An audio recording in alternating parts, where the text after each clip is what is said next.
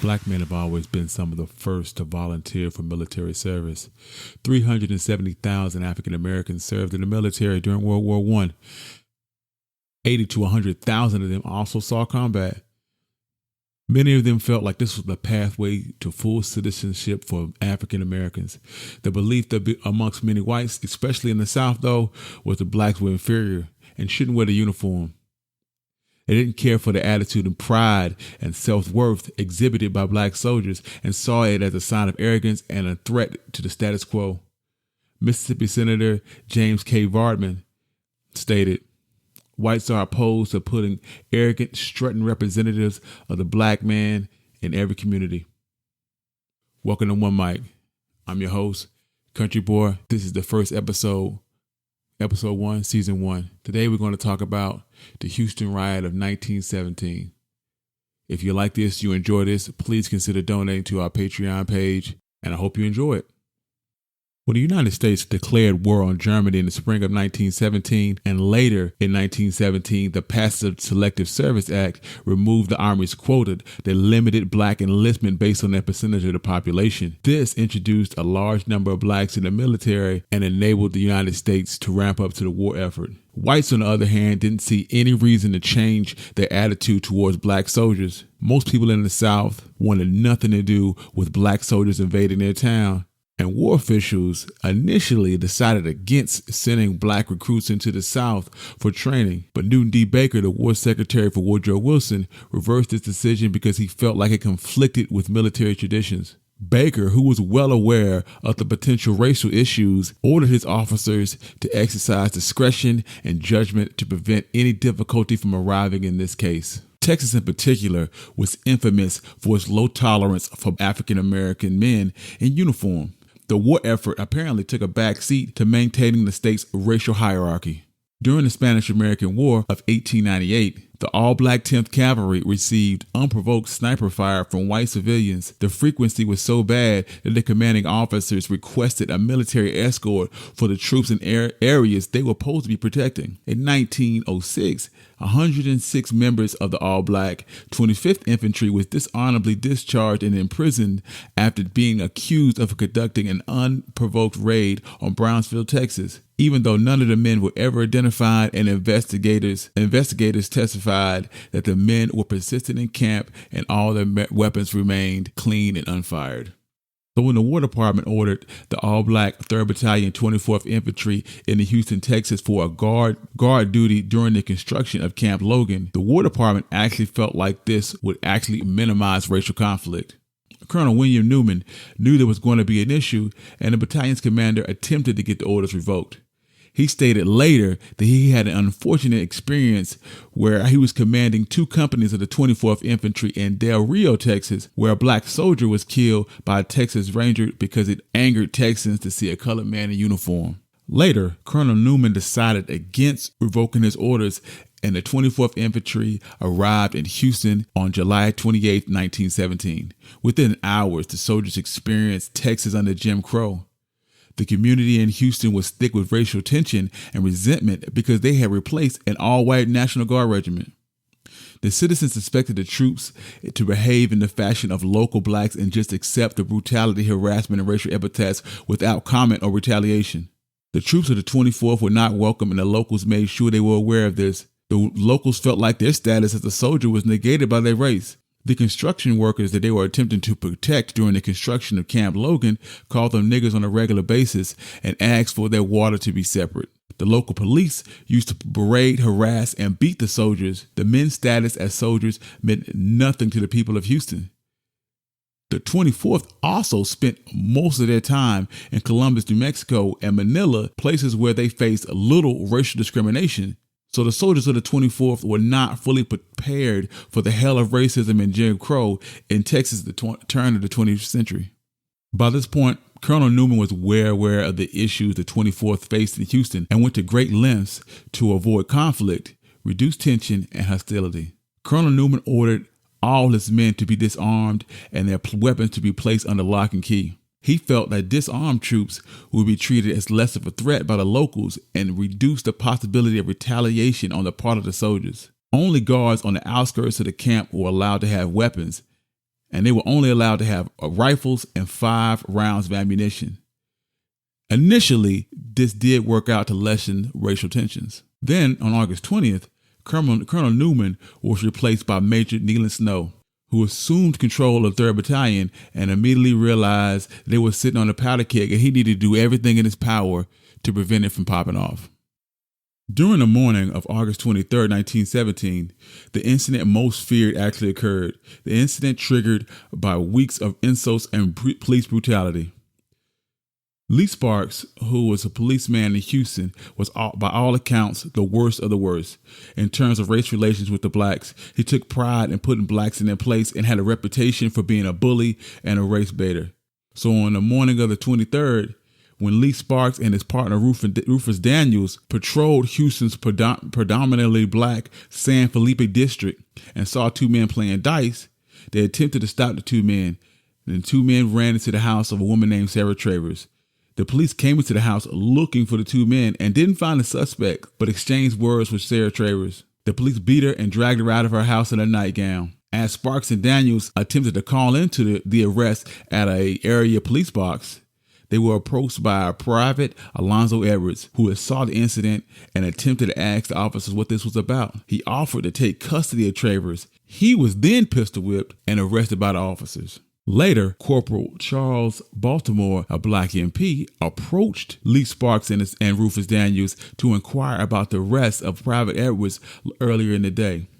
Baltimore asked what the trouble had been about, why the soldier had been arrested, and Sparks answered, "What, you don't like it?" Before Baltimore could even answer, Sparks hit him with his service revolver, and as Baltimore attempted to run away, they fired at Baltimore, and he hid under a house. When they located Baltimore, they beat him and hit him with their service revolver. Later, Sparks would explain that Baltimore approached him using profanity. However, his partners, Rufus Daniels, refused to confirm this story, and it seemed to insinuate that Sparks was not telling the truth. After the incident, a rumor reached the camp of the 24th that Baltimore had been shot and killed, and that a white mob was planning to attack the camp. According to investigators, the soldiers immediately began to form small groups and discuss a possible march on the city of Houston and attack on the police. Major Snow, in an attempt to ease tensions, reached out to the police chief and was able to locate Baltimore alive but severely beaten. He was able to secure his release by explaining that he was just carrying out his duties as an MP. He also was able to get the police chief to order his men to refrain from calling the soldiers niggers, and that Lee Sparks would be suspended pending investigation. To further attempt to prevent a clash between his men and the people of Houston, Major Snow canceled all passes that evening and posted extra guards around the camp. Major Snow believed he had defused the situation, but tensions amongst the black soldiers remained high because they feared they had been disarmed and would be unable to defend themselves against a pending mob attack. It's tough to understand what actually caused fear of a mob attack to lead to the riot. We understand the events leading up to the riot, but what actually sparked the riot is cause for debate. What we're left with is 2 theories about what actually caused the riot. The first being that the soldiers were angry about the beating of Corporal Baltimore at the hands of a racist police officer, decided to conspire against cause and create panic to seek revenge on the white officers and the people of Houston. In this theory, Sergeant Vida Henry, who committed suicide during the attack, was the lead conspirator and deliberately deceived his superiors, even tricking them into seizing all the weapons in order to create fear amongst the 24th. The argument for this theory comes from testimony during the trial, and those that testified against the soldiers had a vested interest in placing the blame exclusively on the soldiers of the 24th and Henry, who died that night.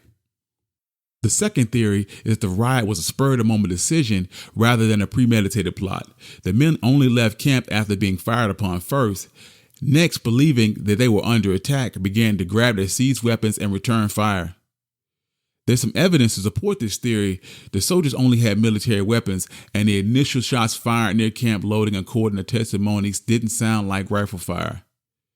Also, the wounded near camp's wounds didn't result from military-issued weapons, and the bullets in the nearby homes near Camp Logan also didn't come from military-issued weapons. The soldiers would later testify that they only left camp to form a skirmish line to meet their oncoming attackers. In this theory, Sergeant Vida Henry, who was the lead conspirator in the first, gets swept up in the riot after failing to stop his soldiers from seizing their weapons and stopping them from disobeying orders and leaving camp. This theory is backed up by Major Snow, who later testified that Henry warned him that there was going to be trouble that night, and Colonel Newman, who testified that he was one of the few soldiers that actually liked it in Houston, and also is quoted as saying that he was of unquestioned loyalty and had been given responsibilities above his capabilities. Once the riot was sparked, though, the soldiers began firing indiscriminately on the surrounding buildings. After several minutes of shooting, the 150-plus soldiers left Camp Logan and marched towards the San Felipe district. They marched for over 2 hours. The soldiers stopped a car carrying 2 policemen. The 2 policemen were quickly disarmed and shot and killed. Later, a group of 6 officers stumbled upon the group of soldiers, one of those officers being Rufus Daniels, who was a partner of Lee Sparks. Rufus Daniels was armed only with his service revolver and was quickly cut down. The men began to beat his body with their rifle butts and bayonets. It was believed that the black soldiers were attempting to march on the police station, so the white locals, upon hearing of the riot, began to form large groups of over 200 men to guard the business district and the police station. This is the point where everything changed for the 24th. They were approached by a man wearing an olive khaki uniform.